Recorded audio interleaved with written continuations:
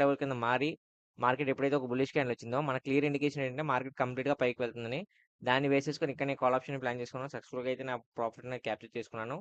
దాని తర్వాత ఎటువంటి ట్రేడ్ తీసుకోలేదు. మార్కెట్‌లో అయితే హ్యూజ్‌గా ఒకే రేంజ్‌లో కన్సల్టేషన్ అయితే జరిగింది. సో, మనకైతే మంచి ప్రాఫిట్ బుకింగ్ వచ్చింది ఫ్రెండ్స్. సో, ఇంకా రేపు మార్కెట్ ఎలా ఉండబోతుంది? రేపు మార్కెట్‌లో మనకు సపోర్ట్ అండ్ రెసిస్టెన్స్ లెవెల్స్ ఏ విధంగా ఉండబోతుందో చెప్తా చూడండి. ముందుగా రేపు మార్కెట్ గాని అబ్జర్వ్ చేస్తే, రేపు మార్కెట్ చూడండి ఫ్రెండ్స్, ఆల్మోస్ట్ ఆల్ మార్కెట్ అయితే ఆల్ టైమ్ హై టచ్ అయింది. రిజెక్షన్ అయ్యే ఛాన్స్ ఉందన్నమాట.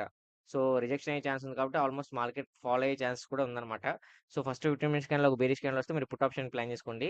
ఫస్ట్ 15 మినిట్స్ క్యాండిల్ ఒక బుల్లిష్ క్యాండిల్ వస్తే మార్కెట్‌లో వెయిట్ చేయండి. 30 మినిట్స్ వెయిట్ చేసిన తర్వాత మార్కెట్‌లో ఎంట్రీ అనేది తీసుకోండి. సో, 30 మినిట్స్ క్యాండిల్ రేపు ట్రేడ్ అని చేసుకోండి ఫ్రెండ్స్. ఇన్ కేస్ ఒక బేరిష్ క్యాండిల్ రాకపోతే. ఓకేనా ఫ్రెండ్స్? ఇంకా తిరిగి మళ్ళీ రేపటి వీడియోలో మళ్ళీ మనం కలుద్దాం. నా వీడియో గనుక నచ్చితే వీడియోని లైక్ చేసి ఛానల్ అయితే సబ్స్క్రైబ్ చేసుకోండి. Thanks for watching.